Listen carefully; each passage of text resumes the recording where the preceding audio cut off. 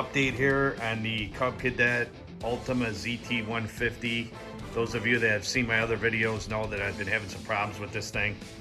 Had it in last year for the excessive deck vibration. This is the ZT150, so it has the Aeroforce fabricated deck. I spent a little more money to get the better deck, not necessarily the wider path. I didn't need to have anything bigger than a 42. That would have been fine. But I thought, wow, this deck is nice. It's built really nice. 100% fabricated, welded, Aeroforce, supposed to be the good deal. Well, a friend of mine bought the 42 and absolutely has no issues with the deck vibration, super smooth. Mine, on the other hand, has been nothing but headaches with the deck vibration. Cub did respond to me. They did take care of it last year.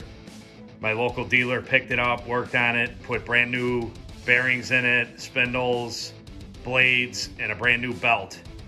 I have 31 hours on it now. It has been cutting good for the most part. After repairs, it got a little bit smoother. It was definitely improved, but by the end of season, it started to get nasty again, really nasty. And I love the mower aside of that issue, the fabrication of it, the design, heavy tube steel, heavy steel on the floor, everything, the way everything's formed, giant spindles, big tires in the rear, all around design, you know, deck adjustment, where the gas fill is, the engine itself, the Kawasaki FR, that's a commercial engine. I mean, great engine, a lot of power, 23 horsepower. It's got a hitch on the back. I love the overall look of it. The control panel, easy to get to controls. The seat is awesome. I love the machine, the handlebars, fully adjustable, the design features, you know, awesome. But bottom line is, every time you cut, you're annoyed because you hear the deck making noise, and in your mind, you know that stuff is getting beat up and it's getting destroyed. Now, the good thing about Cub Cadet is it has a full front-to-back 3-year warranty, which most others don't. I was just in a John Deere dealer the other day looking for another belt because I bought another belt. I ended up getting it from Napa, but I looked at their comparable units to the ZT150, and it's not even a close comparison in the overall build quality and everything. Just the size of the fasteners and the sheet metal thickness and the tube frame. Cub Cadet has LED lights on it, running lights, which is awesome. The overall mower, I love. There's questions on the EZ 2200, the hydro gears, and they work good. They make a lot of noise. They seem to maybe have a little bit more pull when I first got them, and they could be my imagination, but they seem to work fine if they hold up long term. I've heard a lot of people complain about them, say they're no good, but you know, Hydro Gear is a good company. They make these. It's not Cub Cadet. They make those for every mower probably in this category. All has the same ones, so I'm not going to worry too much about that. The engine is solid, but I'm worried about the deck. So what I've been trying to do is figure out how to get this deck to smooth out and do a lot of investigating myself. You see, I have 2 Cub Cadet belts here, one with probably 10 hours, and let's just say 15 hours a piece on them. They're not chewed up or anything, but they definitely are taking a little bit of a beating. I got a Napa belt for it, and I went 2 inches shorter because I felt there was a lot of excessive play in the idler pulley and a lot of slap in there. I put the new belt on. It still seems that not 100% the way I feel it should be, but it definitely quieted it down a little bit. So it almost seems like over time, one of 2 things happened. The belt stretched a little bit and got a little more slap in there, or maybe the blades got dinged a little bit. Well, what I did yesterday was I went and purchased oil, Kawasaki K-Tech 10W40 engine oil. I got 5 quarts. The mower only takes 2, so I'm good for another change. It has 31 hours on it now. The recommendation is 50, so I went ahead and changed it and got the Kawasaki oil filter as well. I did not film the oil change, but I was thinking I probably should have, but I ended up doing it last night. Ryan and I came out and did it, and it is a absolute breeze to change the oil. It has the tube here, 3/4 wrench on this nut, and then a 7/16 on the plug. You pop that thing out, pull the oil cap off, so the air can get in there, let it drain out. Oil filter, super easy to get to. It's got a little runoff pan, but what I did was pack this all with rags. You do get a little bit of spillage there. Pop this off with my wrench. Had that change out in a couple minutes. 2 quarts of oil, the 10W30 full synthetic, or 10W40 full synthetic, full to the rim. Started up, ran nice and quiet. I cleaned the air filter out, just had some light dust in it, not bad at all. I always clean the fins out after every run, and I blow the deck off completely, and then we use like a wash and detail kind of thing on it with a rag, because I don't wash it down with a hose or anything. They don't recommend that, and then you'll get water behind all these plates in areas where there might not be powder coat, and you'll start having rust issues. So the mower looks like brand new still with 31 hours on it. I don't drive it in the mud when the grass is wet. I don't take it in the grass really when it's wet. So having said that, we purchased the belt and put the belt on the other day. We got the fresh oil change. It is, what is today? April 4th, I believe. So we're neck deep in this coronavirus stuff, and just a bad deal all around on lockdown, and I have no idea where this is going to go. Nobody else does from here, but it gives us an opportunity. I am still working, fortunately. God willing, I stay working. At the moment, everybody in the house is working, which is great, but we don't know. That can all change in a day. So we're taking an opportunity now when we're home, spend time together. We have to get the mower up and running because the grass is getting long already. So what I ended up doing was purchasing the Cub Cadet Mulch Kit, which comes with these, I think they're called, I forget the number, he said, something extreme mulching blades. They look quite a bit different style than the other ones. It also comes with this couple brackets there. I don't know how those hook up because I haven't done it yet. And then the plug to go on the outside. So what that does basically is it has special blades, and it keeps the grass inside the deck and doesn't kick them out like here. You can see the exit on the mower. It kicks it out the side. We'll cap that, and then it keeps recirculating the grass in the deck and chopping it up multiple times to give you real fine droppings. This mower has a pretty tremendous kick out on the side, and it piles up the grass when it gets a little bit long. And my old mower, I had an old Craftsman with a 42-inch deck, and I had the mulch blades on it and the plug, and I ran it like that all the time.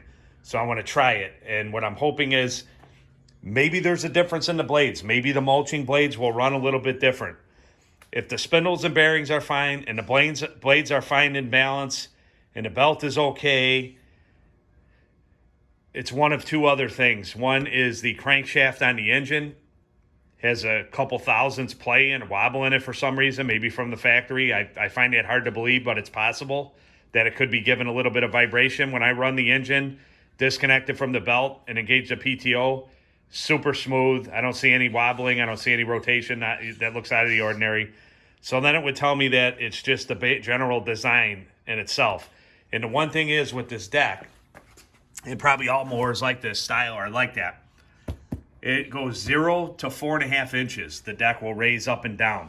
And the PTO is locked in position in the back. It's at one level. So you're constantly moving the deck up and down, and you have that side misalignment on the belt, which probably does not help the situation. And then it changes the tension on the idler.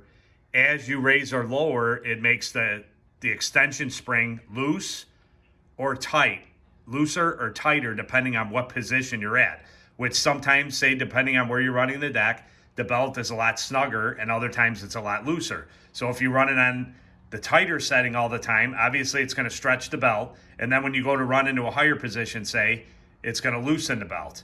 So all these things have effect on this, and I think generally that's probably why decks in general are not extremely smooth, unless maybe you spend 10 or 12,000 on a mower, which is, to me, is insane that you can't buy a cheaper mower with a smoother deck. My old Craftsman 1989, I think it was, Craftsman 42-inch cut, the deck was smoother and quieter than this one. So I would expect in 2019, say 2019, $3,000 more, I would expect it to be pretty smooth.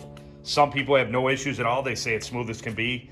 I unfortunately have one of the problems. So we are going to get into this now. I'm not going to film all the steps, but basically what you do is I'm going to spin each blade off, block them to keep them from spinning. Ignition is off.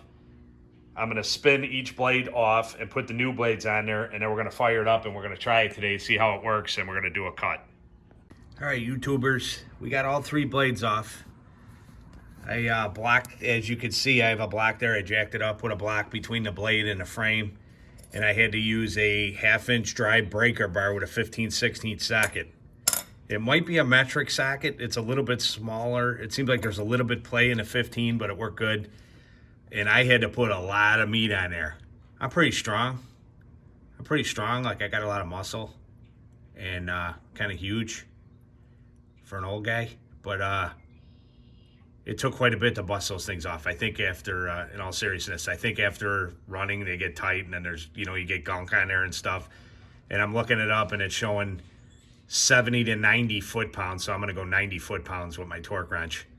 I'm going to put them all back on, and when you go to put the new ones on, they have a star pattern there, so you can't not have them lined up. You have to make sure that they go over the star and fit on there nice. And then it has a designation on it that says grass side, meaning facing the ground, so you have to make sure you put them on in the right direction. And then I'll torque them to 90 foot-pounds. The deck was pretty gummed up with grass, even though I do their flush clean, you know, their cleaning where you hook the hose up to it. I don't think that works that great. There's still a little bit here, but it's nothing major. But there was some pretty big clumps. You could see all the stuff on the ground. As I'm going to each blade, because this is a 3-blade setup, I am scraping and getting all the excess stuff off there. It can't hurt, and it can definitely help for keeping it balanced and everything. If there's lumps of grass that are hitting the blades or whatever, it could definitely throw it off. So that's that. Check back in once I get these blades up there. And the thing you have to make sure is ignition is off. Obviously, they show taking the deck off and rolling the deck over. I don't see any reason to do that. I have it up on my automotive ramps, and the jack and stands in the front. It's up plenty high enough for me to get to it, and it saves a step of having to take the deck off and flip it. So I'll put these back on. I'll use the block on the other side. I did see a tool, which was pretty cool. I forget the name of it, but basically it clamps on the side of the frame to hold the blade in place, which is pretty cool, but the block is working. You just want to make sure you don't have your hands in the way of that thing in case it spins over, and make sure the ignition is off, because obviously if you go to crank the mower over, it could potentially start if you got a good bump and rotation on the bottom if the ignition is on. But my ignition is off and the key is out, and I'm keeping my hands clear. Okay, we're all installed. Torque is 120 max, so I went 120. 120 foot-pounds on the blades. You have to make sure you put them down in the right spot, like I said. Lettering, grass side down. We come around the other side, and the plug is on. It fits in the opening. It's pretty nice. It's got a wing nut up here you tighten up, and then the front rod goes through the wheel mount, and it just sits like that, and it's pretty secure. And then the deflector kind of sits down and it puts a little pressure on it. But there is another piece that they're calling a chute adapter, which I have no idea what this is, where it goes, or what purpose it serves on this mower. I have absolutely no idea. So if anybody out there knows what this thing is for, this little piece here, which I see no use for it because everything is on there the way it should. So I'm going to take everything down, get everything all cleaned up, and we're going to give it a whirl, see how it runs with the new blades, and see how it cuts with the mulch setup. Now my grass is pretty short in the back, you can see. Grass is pretty short, but in the front, it's a little bit longer. We're just going to run the deck a little bit shorter and get a first cleanup cut. We cut with the mower today, and it still makes some noise. It's still got the vibration. The blades didn't really correct anything. Doesn't seem like the new belt made much of a difference. I mean, a little bit better, definitely a little bit better. Definitely better than the end of last year. But it kind of comes and goes. It almost at certain points, depending on speed and height of the deck or whatever, it'll almost completely vanish and get really smooth, and then it'll come back a little bit. But you can see, I mean, it cuts awesome. The grass is super green for first cut. It wasn't real long, but it mulched up real nice. There's, you know, a couple little spots where there's a couple pieces, but not much. But I mean, it cuts awesome. The front grass looks really good too. So we'll close the video there. We're gonna roll with it for a while and try cutting the way it is with the mulch blades and the plug and see how it does with the new belt and everything. We'll give it a few weeks and see what happens. So till next time, Rich from 2RC Productions signing out. Thanks a lot for checking out this video, and we'll have more on the ZT150 from Cub Cadet. We'll have more updates as time goes on.